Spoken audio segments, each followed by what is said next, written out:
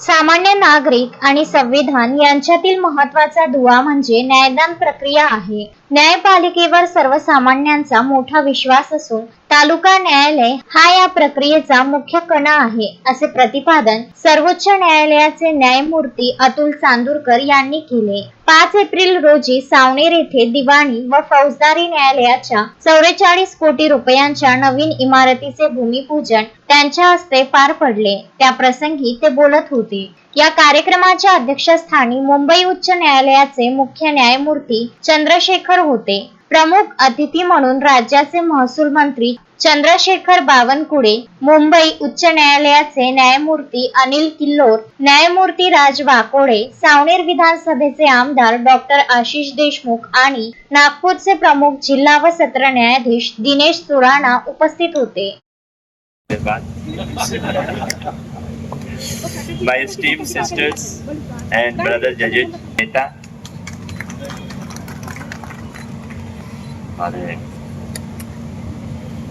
Principal district end session जज सुराना जी, distinguished guests, gracious ladies and the gentlemen, very good morning, नमस्कार।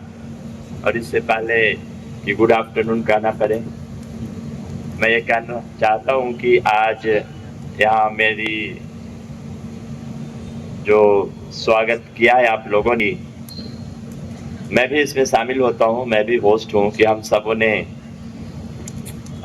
जिस तरह से आदरणीय जस्टिस चांदूरकर साहब की उपस्थिति यहाँ पे हम लोगों के लिए जो उत्साहवर्धक और साबित हो रही है, इनके प्रेजेंस से एक नई ऊर्जा का संचालन हो रहा है। हम सभी देख रहे, मुझे आने का अवसर मिला।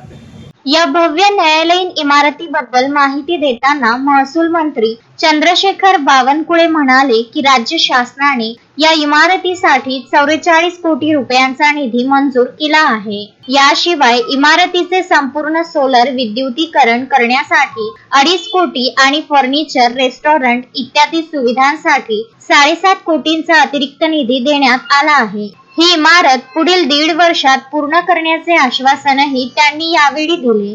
आणि याही गोष्टीचा आनंद आहे की या भूमिपूजन कार्यक्रमाला माननीय या व्यासपीठावर आणि खाली सर्वांचे परिचित असलेले आणि ज्यांनी आपलं संपूर्ण जीवन हे पारदर्शीपणे या ठिकाणी भाषण भरपूर द्यायचं होतं, पण या ठिकाणी मी सर्वप्रथम माननीय मुख्यमंत्री देवेंद्र फडणवीस जी यांचं मनापासून आभार मानतो की त्यांनी या न्यायालयाच्या इमारतीला 45 कोटी रुपये या ठिकाणी उपलब्ध करून दिले। आणि आशिष देशमुखजी यांचं खरं तर निवडून आल्यानंतर त्यांनी पहिला प्रश्न माझ्यासमोर कुठला मांडला असेल तर आपल्या सावनेरच्या या इमारतीच्या कामाकरता जे 45 कोटी रुपये लागणार आहे, हा निधी या ठिकाणी मिळाला पाहिजे, याकरता प्रचंड मागच्या वर्षभराचा पाठपुरावा केला। मुंबई उच्च न्यायालयाचे मुख्य न्यायमूर्ती चंद्रशेखर यांनी न्यायदानाचे महत्त्व सांगतानाच न्यायाधीश, वकील आणि पक्षकार यांच्यातील संबंधावर प्रकाश टाकला। न्यायमूर्ती अनिल किल्लोर, राज वाकोडे आणि न्यायाधीश दिनेश सुराणा यांनी सावनेरच्या धार्मिक व सांस्कृतिक वारशाचा उल्लेख करत या आधुनिक इमारतीची गरज व्यक्त केली। आपल्या घटनेचे शिल्पकार भारतरत्न महामानव डॉक्टर बाबासाहेब आंबेडकर यांच्या पावन स्मृतीला अभिवादन करतो।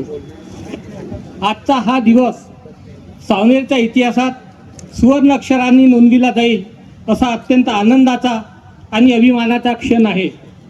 सर्वप्रथम या पावन भूमीवर उपस्थित असलेल्या आपल्या सर्व मान्यवरांचे मी तालुका वकील संघातर्फे मनपूर्वक स्वागत करतो आणि अभिनंदन करतो। सावनेर ही भूमी केवळ भौगोलिक दृष्ट्या नव्हे तर सांस्कृतिक आणि धार्मिक दृष्ट्या अत्यंत पवित्र मानली जाते। कार्यक्रमाचे प्रास्ताविक बार असोसिएशनचे अध्यक्ष ॲडव्होकेट शैलेश जैन यांनी केले, तर आभार उपाध्यक्ष भोजराज सोनकुसरे यांनी मानले। या सोहळ्याला नागपूर सत्र न्यायालयाचे न्यायाधीश, वरिष्ठ अधिवक्ते तसेच सावनेर, कळमेश्वर, नरखेड, कामठी आणि काटोल तालुक्यातील वकील संघाचे पदाधिकारी व सदस्य मोठ्या संख्येने उपस्थित होते। राज्याचे महसूल मंत्री श्री चंद्रशेखर बावनकुळेजी, नवीन तालुका न्यायालयीन इमारतीच्या भूमिपूजन सोहळ्यानिमित्त उपस्थित राहण्याची संधी मिळाल्याबद्दल मला अत्यंत आनंद होत तसेच समाधान होत आहे. तालुक्याला नवीन न्यायालयीन इमारत मिळणे ही खरोखरच एक मोठ्या अभिमानाची गोष्ट आहे. सावनेर तालुका हा ऐतिहासिक, सांस्कृतिक तसेच धार्मिक परंपरेने समृद्ध असा तालुका आहे. तालुका न्यायालय ही आपल्या न्यायव्यवस्थेचे मुख्य कणा समजला जातो. सामान्य नागरिक आणि संविधान यांच्यातील पहिला आणि मुख्य दुवा आहे. एक सक्षम जिल्हा न्यायालय एक सुदृढ नागरी समाजाचा आधारस्तंभ असतो. ही संकल्पना केवळ कागदावर न राहता ती स्थानिक पातळीवर प्रत्यक्षात उतरवण्याचे काम न्यायालय करत असतात. या पायाभूत सुविधांमधील गुंतवणूक ही या परिसरातील विकासाच्या वाढत्या आलेखाचा गौरव आणि त्याला दिलेला पाठिंबा आहे. न्यायव्यवस्था ही नागरिकांच्या मूलभूत हक्कांचे रक्षण करणारी व कायद्याचे राज्य राखणारी एक संरक्षण यंत्रणा आहे. तालुका न्यायालयाच्या या नवीन वास्तूचे भूमिपूजन म्हणजे आपल्या न्यायिक प्रगतीच्या प्रवासातील एक ऐतिहासिक टप्पा आहे. एखाद्या तालुक्याचा विकास हा रस्ते व उद्योजकांवरून मोजला तर जातोच, परंतु खरा नागरी विकास तेव्हाच शाश्वत होतो जेव्हा त्याला एक सक्षम, स्वतंत्र आणि तत्पर न्यायव्यवस्थेचा आधार असतो. पियुष झिंझुवाडिया, विदर्भ न्यूज, सावनेर.